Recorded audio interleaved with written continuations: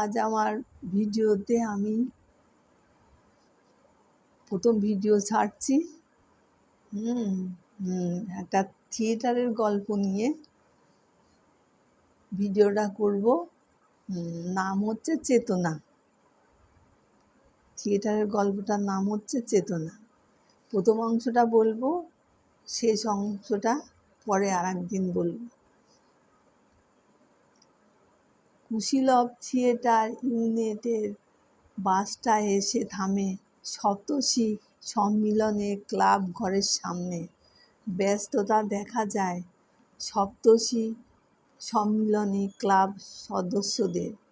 একে একে নামছিল কুশীলব থিয়েটার ইউনিটের শিল্পীরা। তাদের অভ্যর্থনা জানাতে ব্যস্ত হয়ে পড়েছিল সকলে। হীরক ব্যানার্জিও ছিল ওদের মধ্যে। সেসব খেয়াল রাখছিল। বার্ষিক অনুষ্ঠানের কুশানু মৈত্রের এই দলটাকে সেই এনেছিল। কিন্তু কুশানু মৈত্রকে না দেখে মনে মনে উত্তেজনা বাড়ছিল হীরকের।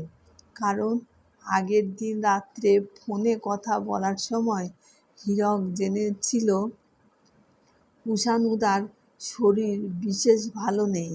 তাই দুশ্চিন্তা বাড়ছিল।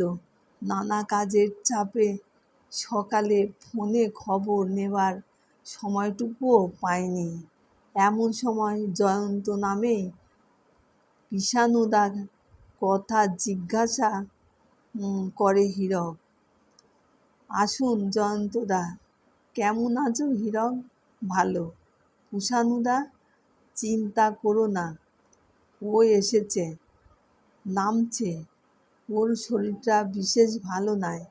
আমি বলেছিলাম তোকে যেতে হবে না।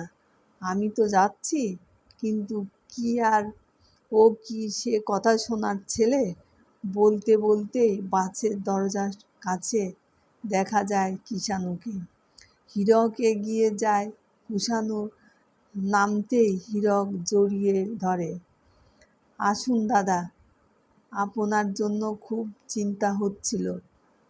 তার ওপর সবাই নামছে, আপনি নামছেন না। তা তুমি কি ভেবেছিলে আমি আসিনি, নাকি আসবো না? না, ঠিক তা নয়। আসলে আমি ঘণ্টাখানেক আগে থেকে বেশ কয়েকবার ফোন করেছিলাম, বারবারই বলছিল সুইচ অফ, তাই চিন্তা হচ্ছিল। ওই জয়ন্ত, রাজেশ ওরা জোর করে মোবাইল বন্ধ করিয়ে বলেছিল তুমি ঘুমোও দা।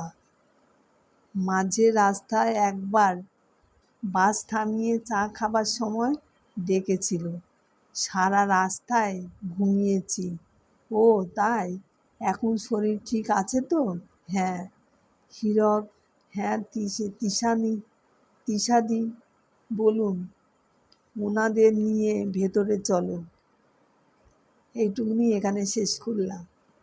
পরে আর একদিন বাকিটা বলবো।